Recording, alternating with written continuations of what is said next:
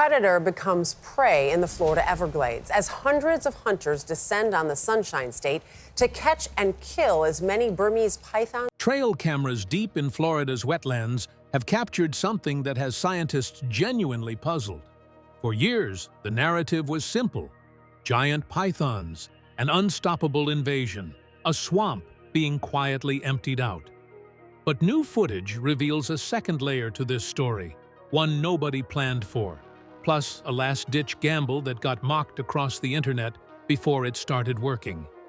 The pythons haven't gone anywhere, but they've stopped being the whole picture. What's emerging from the Everglades right now isn't a simple disaster story anymore. It's a strange, unexpected turn that reshapes what we assumed about this fractured ecosystem. The mistake that built an empire. Before any of this went wrong, the Everglades was something close to a miracle. Not just a swamp, but a slow, sprawling river of grass covering more than 1.5 million acres, valued at over $30 billion a year, supplying flood control and drinking water for millions of South Floridians. Enormous flocks of herons, egrets, and ibis blotted out patches of sky. Raccoons, opossums, and marsh rabbits moved constantly through the sawgrass, while bobcats and native foxes worked the edges of the tree islands known as hammocks. Nobody, including the experts who studied it, expected it to unravel this quickly. The collapse arrived quietly, on the back of a storm. In August 1992, Hurricane Andrew, a catastrophic Category 5 hurricane, tore through South Florida with winds above 165 miles an hour. Somewhere in that destruction, the storm also tore apart a reptile breeding facility near Miami, and an unknown number of Burmese pythons, native to Southeast Asia, slipped into the surrounding wetlands. That storm wasn't acting alone. A slower disaster had been building for over a decade.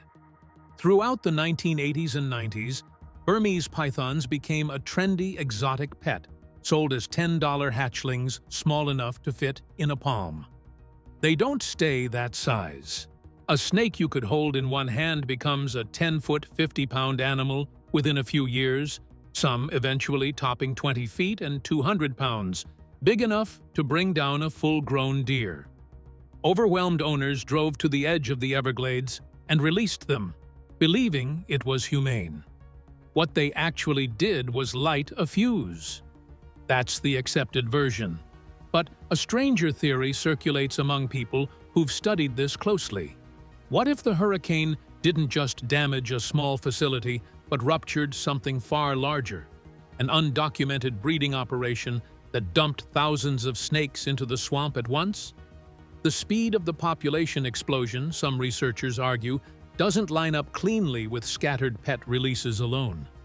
Nobody has ever settled it. For a while, nothing seemed urgent. But the pythons weren't just surviving, they were thriving, because the Everglades turned out to be close to ideal for them. Constant heat, high humidity, endless shallow water, and an undefended buffet of native animals that had never encountered a predator like this. The Burmese python disappears into grass almost completely, holds its breath underwater for over half an hour, and hunts with heat-sensing pits along its jaw that detect body heat in total darkness. A single female can lay up to 100 eggs per clutch, and with nothing to check that number, the population didn't grow. It launched. Estimates now put the total anywhere from 100,000 to over 300,000 pythons across South Florida. The research numbers are hard to believe. A landmark 2012 study found that in the hardest-hit areas, raccoon populations had dropped 99.3%, opossums 98.9%, bobcats 87.5%. Longtime biologists describe roads where they once braked constantly for raccoons and turtles that now sit empty for days. The small mammals anchoring the food web had simply been consumed, and the balance holding this system together for millennia didn't bend. It broke. A fight that couldn't be won on paper. Once the silence became impossible to ignore, Florida had to respond, and its first move looked more like reality television than wildlife management. In 2013, the state launched the Florida Python Challenge, inviting the public to hunt pythons for cash prizes, including a $10,000 top award. By 2024, more than 800 participants showed up from across the country and Canada. That year's total was 195 pythons. The next year set a record at 294. The math tells a colder story. Even at the low estimate of 100,000 snakes, 294 removed is less than 0.3% of the total. At the higher estimate, the effect is statistically zero, like bailing the ocean with a spoon while the tide comes in. So the state escalated, hiring 24 professional hunters through the South Florida Water Management District to track pythons along the levees year-round. Since 2017, that program, combined with every other effort, has removed more than 23,000 pythons total, likely still under 5% of the population. For every snake taken off the landscape, roughly 20 more hatch unseen. Technology fared worse. Thermal drones failed because the Everglades runs hot everywhere, and pythons are cold-blooded and skilled at blending in. A resting snake reads like warm mud. Robotic decoy rabbits, meant to lure pythons into ambush, failed too, since pythons wait motionless for real prey and ignored the clattering machines. The one method that worked involved scout snakes, sometimes called Judas snakes, a tagged male released during mating season that leads researchers to breeding females. It works, but it's slow and expensive. And then there's the theory that unsettles even the researchers. Are the snakes simply getting smarter? Fieldworkers describe pythons avoiding levees, hunters walk regularly, and tagged males leading scientists on strange looping routes for months, as if aware they're being tracked. After years of funding and failed technology, scientists arrived at a blunt conclusion. Full eradication isn't realistic, only containment. But the bigger threat turned out to be something microscopic that almost nobody noticed arrive. The passenger. Nobody saw come ashore. Alongside the pythons came something smaller and far less visible, and it's now quietly reshaping Florida's ecology on its own. The organism is Rhytiella orientalis, the snake lungworm. Researchers found it during necropsies of native snakes turning up emaciated and struggling to breathe, their airways packed with dozens, sometimes hundreds, of writhing parasites. It traced back to Asia, the python's native range, where the two species had co-evolved for so long that pythons can carry heavy loads with little effect. Florida's native snakes have no such resistance. The transmission cycle is brutally efficient. An infected python defecates. Its droppings carry lungworm eggs, cockroaches, and other insects eat the waste, and the eggs hatch inside them. Lizards and frogs eat those insects, and a native snake eats the infected lizard or frog.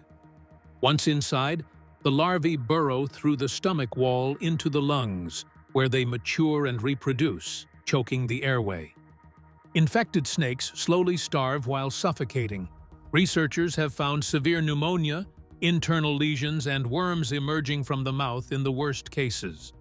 If the pythons were the first wave, targeting mammals, the lungworm is the second, targeting native reptiles. At least 18 native species have already tested positive across dozens of counties, with cases reported as far north as Jacksonville. Worse, the parasite no longer needs the pythons at all. It has fully established itself in native hosts and keeps spreading snake to snake independently, meaning even total python eradication wouldn't stop it now. That independence raises uncomfortable questions. If it already jumped from an Asian host into more than a dozen unrelated species, could it eventually reach mammals or humans? Researchers say that's unlikely, though they also didn't expect the original jump into native snakes. One genuine bright spot: the Florida cottonmouth appears unusually resistant, for reasons nobody has identified yet. possibly a future lead toward treatment. For now, there is no cure. The plan, the world laughed at. Facing an unstoppable predator and an invisible plague, Florida made a decision that briefly turned it into an internet punchline, releasing more snakes into the wild. Social media reacted predictably, invoking cane toads released in 1930s, Australia that multiplied into the billions instead of controlling beetles, and mongooses brought to 1880s Hawaii to control rats that instead devastated native ground-nesting birds because the two species barely crossed paths. It looked, to most people, like the same mistake a third time. But this wasn't an impulsive stunt. The snake being released was the eastern indigo, a native predator once driven out of this exact region by human activity. It's the longest native snake in North America, non-venomous, capable of reaching 9 feet, with iridescent blue-black scales and reddish-orange coloring under the chin. It's ophiophagous, meaning it eats other snakes, and immune to the venom of every North American pit viper. It doesn't constrict prey, it simply overpowers and swallows it, and its historic range once stretched from South Carolina through Georgia, Florida, and into Mississippi. That range collapsed for 2 connected reasons: the loss of longleaf pine forest, once covering nearly 90 million acres and now reduced by roughly 97%, and the decline of the gopher tortoise, whose burrows the indigo depends on for shelter since it doesn't dig its own. Those burrows support more than 350 other species, making the tortoise a keystone species. As forests were cleared and tortoises were hunted, sometimes for food during the Great Depression, along with any snake sheltering inside, the indigo crashed, and by 1978, it was federally listed as threatened, already extinct in Alabama and North Florida. So the release was the visible endpoint of decades of quiet conservation work, captive breeding, longleaf pine restoration, and gopher tortoise protection running in parallel long before any release was announced. That doesn't erase the skeptics' concern, though. What happens once the pythons are gone, if the indigos ever reach that far? Could this still become another mongoose situation?